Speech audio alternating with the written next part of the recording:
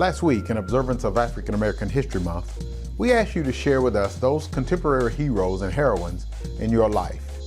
We hoped that you would recognize those individuals in your life who positively impacted you, inspired you, and motivated you. I got to tell you that the response was poor. I did receive praise for my taking the time to recognize those persons in my life, and we did have a few of you who shared, and we appreciate you for doing so. This week, I really hope that we will get a better response as we ask you to share your thoughts about those beacons of light that helped you to come to know God or who assisted you in your deeper relationship with God. I'll get you started by sharing my spiritual heroes and heroines and hope that you will follow. First on my list is my grandmother Leola. From my earliest remembrance, Grandmama, as we called her, was the spiritual matriarch of our family. She was responsible for my mother and my aunt coming to know God and setting the spiritual tone for us.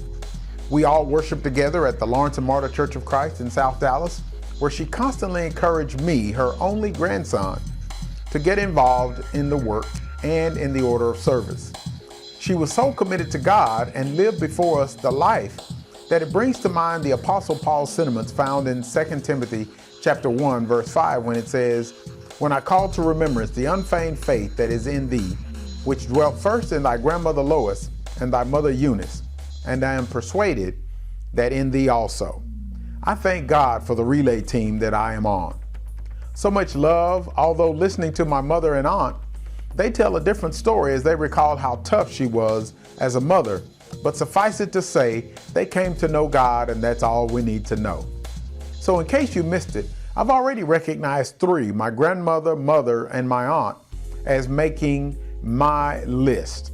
Next, I want to honor my father in the gospel, Grover C. Washington. In my mind, there was not another minister who impacted my spiritual life as GC, as I affectionately called him. He gave me my first Strong's Concordance and my first Thompson Chain Reference Bible, which I still use today. He set the bar for my spiritual understanding, and he gave me my first opportunity to preach one Sunday evening and many other times as well. He brought me on board as a staff member serving as youth coordinator for his pride and joy, the Marsalis Avenue Church of Christ. I graduated to associate minister under his tutelage. I am forever indebted to try to prove that his labor was not in vain that he bestowed upon me. Then there was another giant among ministers who helped to shape me in the gospel, and that was J.S. Winston, John S. Winston. Brother Winston, after setting in service, evening service when I preached one Sunday, came to me and embraced me with the biggest smile ever and encouraged me for a job well done. But then he whispered in my ear that he would like for me to come by his house on Monday evening to chat. In my message that Sunday evening, I referred to God as the man upstairs a couple of times because that was a popular saying at that time. But Brother Winston, who was always true to the word, made sure that I would be as well. That Monday evening, he sat me down and made sure that I understood that, as Numbers 23:19 says, God is not a man. That was the last time I ever used that term, the man upstairs. I was so thankful that he didn't put me on blast, call me out in front of everyone, or embarrass me in public. Even at his house with others around, he made sure that we had a private Bible study. I wonder how many of these preaching hotshots can say that they had a private study with J.S. Winston.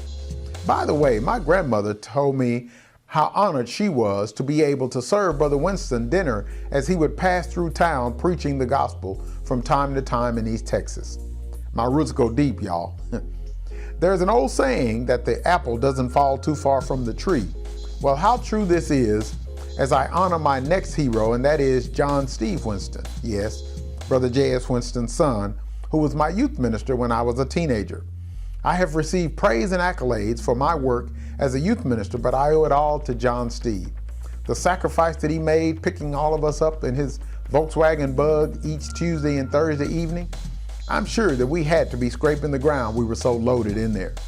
A role model for the boys and girls alike, John showed us how to live the life. Aside from my father, John modeled for me what a husband and a father is. He and his beautiful wife, Barbara, always had us over to their house. I followed his pattern and became the youth minister that I was. I thank God for him. I wish that I had more time to speak about the impact that Brother Ken Green had on me, but suffice it to say that Ken took up where GC left off and taught me how to study the Bible. There is no way that you could go through his course and not know how to study the Bible. What a lasting impression Ken made. One more hero and I'll let you go so that you can share your spiritual heroes and heroines, and that is Brother A.T. Miller. Brother Miller was a well-educated man. I was the only teenager in the church who attended his class.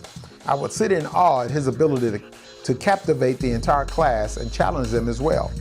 I am the teacher that I am today because Brother A.T. Miller allowed me to sit at his feet. As I close, the Apostle Paul writes in 1 Thessalonians 1, 7 and 8, "So that ye were examples to all that believe. For from you sounded out the word of the Lord. In every place your faith to Godward is spread abroad."